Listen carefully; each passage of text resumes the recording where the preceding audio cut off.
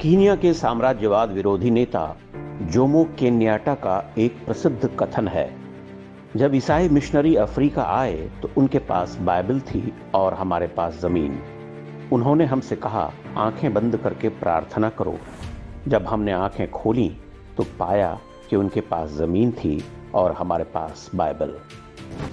Jomo Kenyatta जब पैदा हुए थे उसके बहुत पहले ही भारत में एक सामान्य वनवासी नौजवान ने ईसाई मिशनरियों की इस धूर्तता को भांप लिया था। उसने इस खतरे को न केवल समझा बल्कि अपने पूरे समाज को भी सजग करने के लिए अपना सर्वस्व बलिदान कर दिया। लोग उन्हें बिरसा मुंडा के नाम से जानते हैं। जनजातीय हिंदू समाज आज बिरसा मुंडा को भगवान की तरह पूजता है, क्योंकि वही थे जिन्होंने लगभग 150 वर्ष पूर्व जनजातीय समाज और उनकी हजारों वर्ष प्राचीन संस्कृति को ईसाई मिशनरियों की गिद्ध दृष्टि से बचा लिया था। झारखंड, ओडिशा से लेकर छत्तीसगढ़ और आंध्र प्रदेश तक हम ईसाई धर्मांतरण का जो नंगा नाच देखते हैं, अगर बिरसा मुंडा न होते तो वो काम 100 साल पहले ही पूरा हो चुका होता। आज जहां पर झारखंड राज्य है, वह कभी बंगाल प्रेसिडेंसी का हिस्सा हुआ करता था। बिरसा पढ़ने लिखने में बहुत तेज थे, इसलिए गांव के स्कूल के बाद उनका नाम ईसाई मिशनरी स्कूल में लिखवा दिया गया। मिशनरी स्कूल में प्रवेश के लिए ईसाई बनना आवश्यक था। बिरसा मुंडा का भी धर्मांतरण कर दिया गया और वो बिरसा मुंडा से बिरसा डेविड बन गए। स्कूल में ही बिरसा समझ गए कि ईसाई मिशनरी जनजातियों की संस्कृति को नष्ट करना और जंगलों की जमीन हड़पना चाहती हैं। बिरसा ने मिशनरी स्कूल और ईसाई मजहब दोनों का त्याग कर दिया और वापस अपने मूल धर्म को अपना लिया। उन्होंने जनजातीय समुदाय में जागरूकता पैदा करना शुरू किया, उन्हें एकजुट किया और अंग्रेजों को लगाम देना बंद कर दिया।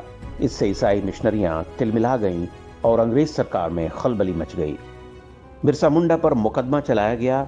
मात्र 20 वर्ष के बिरसा को जेल की सजा सुना दी गई। इसके बाद तो पूरे वनवासी क्षेत्र में ऐसी चिंगारी भड़की जिससे पैदा लपटों को काबू करना अंग्रेजों के लिए असंभव हो गया। बिरसा ने इस क्रांति का नाम उल गुलान रखा, जिसका अर्थ होता है भारी कोहराम। बिरसा मुंडा की अगुवाई में तीर कमान से लैस वनवासियों ने अंग्रेज सरकार की नाक में दम कर दिया। उन्होंने बड़ी संख्या में अंग्रेज अफसरों और सिपाहियों को मौत के घाट उतार दिया। बिरसा की छापामार शैली का अंग्रेजों के पास कोई जवाब नहीं था। उनका बंदूकों से लैस होना भी वनवासियों के तीर कमान के आगे लाचार था। बिरसा के बढ़ते बल को देखकर अंग्रेजों के सिर पर खून सवार हो चुका था। 9 जनवरी वर्ष 1899 को उन्होंने रांची के पास खूंटी जिले में डोबारी बुरू नाम के एक पहाड़ को घेर कर वहां गोलियां बरसाईं।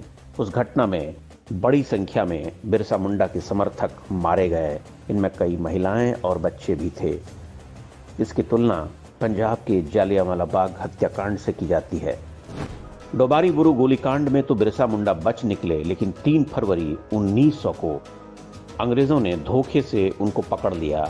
बिरसा मुंडा को जेल में डाल दिया गया। यह चित्र तब का है जब अंग्रेज सिपाही उन्हें बेड़ियों में बांधकर रांची ले जा रहे थे। जेल में 9 जून वर्ष 1900 को लगभग 24 वर्ष की उम्र में बिरसा की मृत्यु हो गई। अंग्रेजों ने कहा मौत हैजे से हुई है, लेकिन माना जाता है कि उन्हें खाने में आर्सेनिक जहर दिया गया था। पूरे 13 वर्ष तक बिरसा मुंडा ने वनवासी क्षेत्रों में अंग्रेजों और ईसाई मिशनरियों की चूलें हिलाकर रख दी। उन्होंने जो जागृति पैदा की, उसका प्रभाव यहाँ के समाज पर देखा जा सकता है। बिरसा ने जनजातीय समाज में सुधार के लिए कुछ नियम बनाए थे।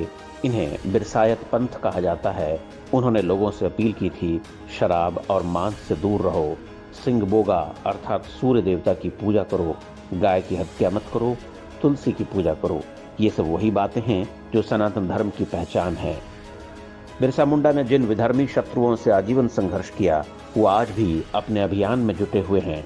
यह दुर्भाग्य है कि बिरसा मुंडा का नाम लेने वाले कई लोग भी आज ईसाई मिशनरियों की कठपुतली बन चुके हैं। पहले अंग्रेजों ने और स्वतंत्रता के बाद कांग्रेसी सरकारों ने बिरसा मुंडा के साथ शत्रुता का व्यवहार जारी रखा।